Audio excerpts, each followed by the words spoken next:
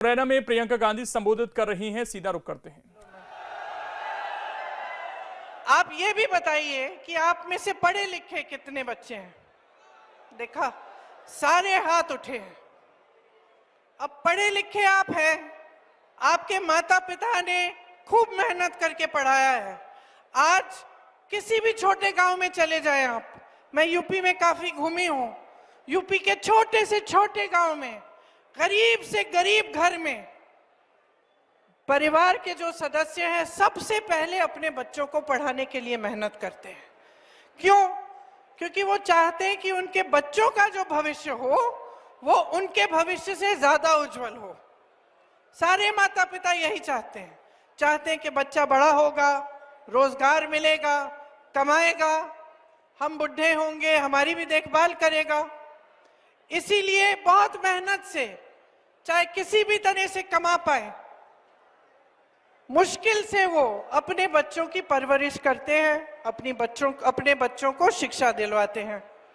अब महंगाई इतनी बढ़ चुकी है कि इतना करना भी मुश्किल है, क्योंकि आपको कुछ खरीदना पड़ता है, फीस भरनी पड़ती है, बच्चों के लिए कपड़े, यूनिफॉर्म, वर्दी खरीदनी पड़ती है, मुश्किल पड़ती है। आजकल महंगाई इतनी है कि मिट्टी के तेल का भाव, दाल का भाव, सब्जियों का भाव सब बढ़ गया है। तो बच्चों की परवरिश करना भी एक तरह से मुश्किल हो गया है, लेकिन फिर भी आप मेहनत करके करते हैं। बच्चा बड़ा होता है, इम्तिहान देता है, पढ़ाई में पास भी हो जाता है, फिर भर्ती के इम्तिहान आते हैं। अब उसके सामने क्या दिखता है उसे? भर्ती के इम्तिहान है, ट्यूशन लगता है, ट्यूशन के लिए आपको फीस भरनी पड़ती है, फिर आप शायद कुछ कर्ज लेंगे या फिर खूब मेहनत करके और फीस के पैसे इकट्ठे करेंगे और उस बच्चे को ट्यूशन भी करा देंगे भर्ती के इम्तिहानों के लिए। आगे बढ़ते हैं, वो इम्तिहान देता है, परीक्षा देता है, पेपर लीक हो जाता है, घोटाले हो जाते हैं। कोई कहीं पे बैठा हुआ उस बच्चे की मेहनत का फायदा उठा के खूब पैसे कमा रहा है, लेकिन उस बच्चे की जिंदगी बर्बाद कर रहा है। ये होता है कि नहीं होता है? होता है। आप जानते हैं आप में से कितने लोगों ने पेपर दिए होंगे ऐसे।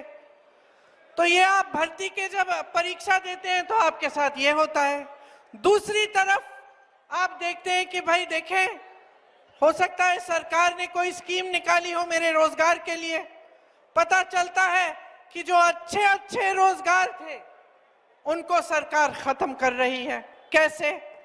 आप अपने बच्चों को सेना में भेजते हैं, सरकार क्या लाती है? अग्निवीर स्कीम। अग्निवीर स्कीम का मतलब बेटा सेना में भर्ती होगा, 4 सालों बाद घर आ जाएगा, फिर से बेरोजगार होगा। जो सारी जितनी भी सुविधाएं पहले मिलती थी सेना में, कोई सुविधा नहीं मिलेगी उसको। वो वापस आ जाएगा 4 सालों बाद, 5 सालों बाद, और फिर से घर पे नौकरी ढूंढने का काम शुरू करेगा। इस सरकार ने जहां जहां से आपको रोजगार मिल रहे थे वो सारे साधन बंद कर दिए। सरकार के बड़े बड़े कारखाने होते थे जिनको हम PSU कहते हैं, उनके सारे सब्सिडरी इन्होंने अपने खरबपति मित्रों को दे दिए हैं। देश का कोयला, देश के कोयले के खदान, देश के बंदरगाह, देश के हवाई अड्डे, देश की सड़कें, बिजली बनाने के जितने भी कारखाने थे, आज सारे प्रधानमंत्री जी के गिने चुने बड़े बड़े खरबपति मित्रों को सौंप दिए गए हैं। ये आपकी संपत्ति थी। क्यों? क्योंकि इससे सिर्फ आपको बिजली, कोयला ये सब नहीं मिलता था, इससे आपको रोजगार भी मिलता था। यहां से रोजगार बनते थे। और कहां से बनते थे रोजगार? जो छोटे और मध्यम जो इंडस्ट्री है हमारी, मतलब ये छोटे कारोबार, जैसे यहाँ पे शहर में पूरे हैं दुकानें, छोटे कारोबार, कोई मैन्युफैक्चरिंग का यूनिट है, कोई कुछ बना रहा है, इसमें आसानी से रोजगार मिल जाता था। कोई बिजनेस कर रहा है अपना, 2-3 लोगों को लगा लेगा, 50 लोगों को लगाएगा, 100 लोगों को लगाएगा, रोजगार मिल जाता था। नोटबंदी लाए मोदी जी, आपको बताया गया देशभक्ति कर रहे हो आप, लाइन में खड़े हो जाओ कतार में। आप सब देशभक्त हो, देशवासी हो, आपने मोदी जी की बात मानी, चले गए अपनी बचत लेके। मोदी जी ने आपसे कहा कि देखना, इससे सारा काला धन वापस इस देश में आएगा। क्या आया? क्या आया? कोई हिसाब दिया उन्होंने आपको कि भाई इतना काला धन आया? नहीं दिया, क्योंकि आया ही नहीं। आपको कतार में खड़ा कर दिया। साथ साथ क्या हुआ? जो छोटे कारोबार थे, छोटे बिजनेस थे, छोटे दुकानदार थे, सारे पिस गए।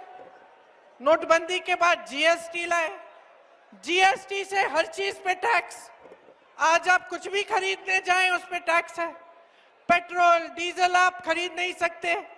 महंगाई वैसे भी इतनी बढ़ गई है, उनके दाम बढ़ गए हैं, उनको अलग छोड़िए, बाकी हर चीज पे जीएसटी है।